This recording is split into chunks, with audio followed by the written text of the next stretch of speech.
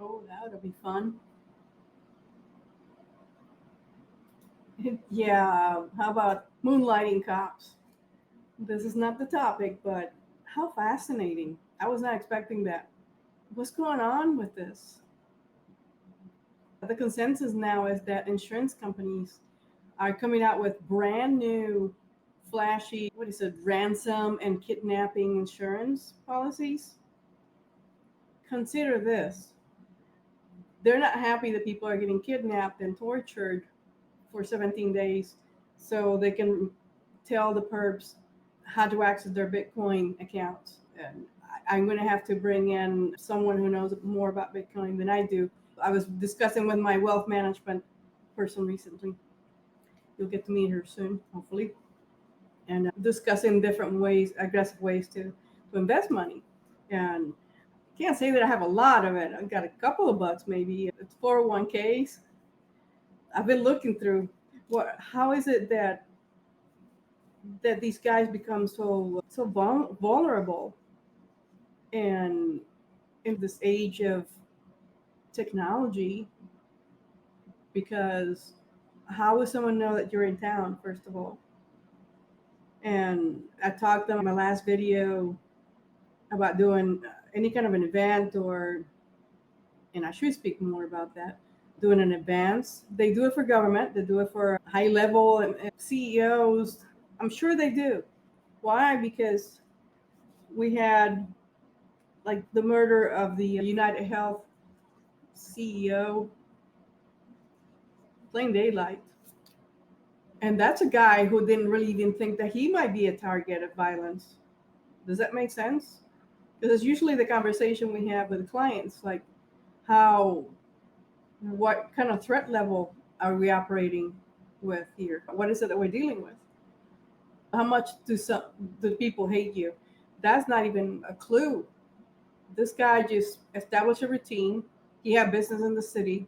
He stepped out, had a routine, and the perp, and not perp, examined where this guy went. So it's possible that his scheduling was relatively easy to ascertain from maybe a social media post or an article that reveals a location and a timeline.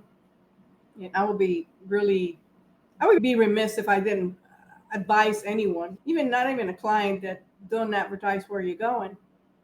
Do it after the fact. When you travel or go to an event or being honored someplace or you had a conference or a work retreat, business dinner, whatever. It's just after the fact reporting is probably the best policy, if at all, where they happen to be someplace and attending an event or being part of some activity that, sure, it might be of some importance to tell people, that it might go into the right circles, some magazine, business magazine, and whatnot for that industry. But outside of the industry, most people are not really going to be concerned about the whereabouts of a CEO of any company. But this one, someone with deeply rooted political and mental health issues about how this one guy for in the entire company, this is the one guy that needs to lose his life today because I followed him and know his schedule and know exactly when and where to ambush him and shoot him in the back. Solve nothing, of course, but murder usually doesn't make any sense. So looking for an answer to that, it's kind of a waste of time. But these crypto guys, they seem to be the one high threat environment now that no one considered because, and this isn't new. It's just that now it seems to be creeping up again, mainly because there's going to be a resurgence in in the crypto world. It's got to come back. I don't know if it left at all, but with the new administration, they seem to be really friendly to that, and it's created a new set of opportunities. So again, it's ridiculous how the insurance companies are going to capitalize on this, and that's just the nature of the beast. These individuals hold a great deal of power through money in this medium, but also they have the highest threat that we shall see. But this poor guy from Italy, these two, I thought it was only one person, but it's a team effort. So you got two guys. And how Does this guy coming from Italy even have an organization? Obviously, if he's a billionaire, I don't know if he is.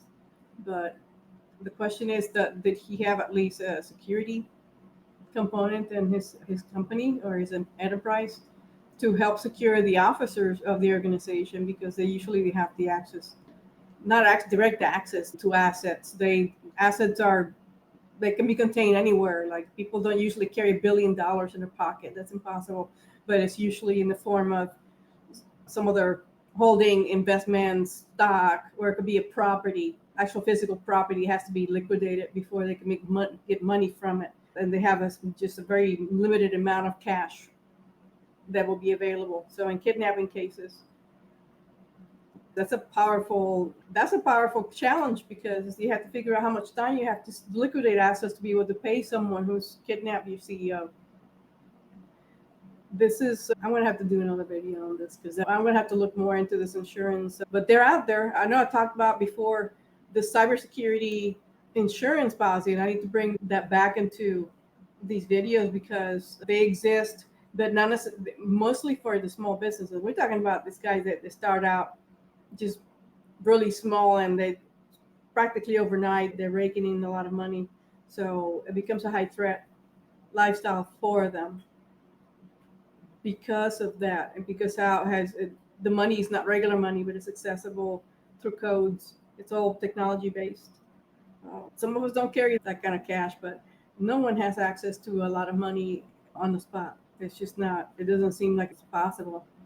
You would have to have a really large mattress to stuff a lot of money. And I'm not trying to be funny, but I'm just saying where does money go? Money can be found anywhere.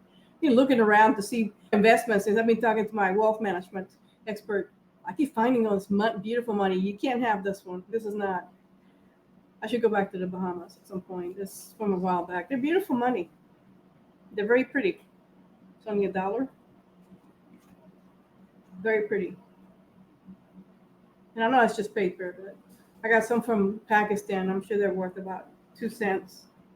These are a little bit used up. I haven't exchanged them. I have to keep some mementos from the past. But if you want to build real wealth, you can go to Iraq. And in Iraq, they got tons. I've been looking at my stash here. Please don't come looking for my stash of Iraqi money. It's paper. But this is a 10,000 dinar bill, and it has some of the monuments. I've been there. I've been to some of these monuments. It looks like a giant clam. That's very interesting design. But crypto, that's going to be the next generation of security professional of a new, just completely different type of security, because then this is just paper, but then we go to crypto where it's something that's not really even really tangible. And crypto is it real money? What makes it valuable? And the people who don't understand it, I have to learn more about it. But people will kidnapping, torture for it to gain access. That's not, you wouldn't even have to break into a bank and blow up a vault like in the movies, right? You just grab the poor guy at the airport and lure him into an Airbnb and whatever it is that floats his boat, and get him into a situation he cannot get out of because he's a foreign national, and now we can strip him of any identity. And he was lucky to be able to escape. The next thing is, what do you do with a guy like that when you extract all the information? Can't leave any witnesses behind. It's pretty ruthless. It's something worthy of examination. I don't have any crypto. Do you? I've been considering about buying some crypto for wealth management. And while my management advisor says that they don't usually indulge in that, that's not something they recommend. They have some other sources they can offer. I find that to be fair, because if that's something that I want to do, that well informed, of course, that I want to go into to add another layer to my wealth strategy, then I should be able to have access to that.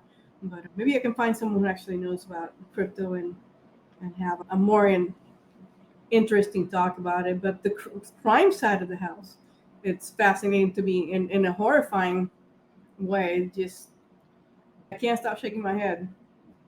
It's just that easy to miss someone. You get on a plane, go to a foreign country thinking you're going to have a chic time, and you get grabbed for 17 days so you can give up the secrets to your treasure, non tangible treasure. That's all in the mind. It's all contained within bytes inside of a computer. How fascinating to live in this age.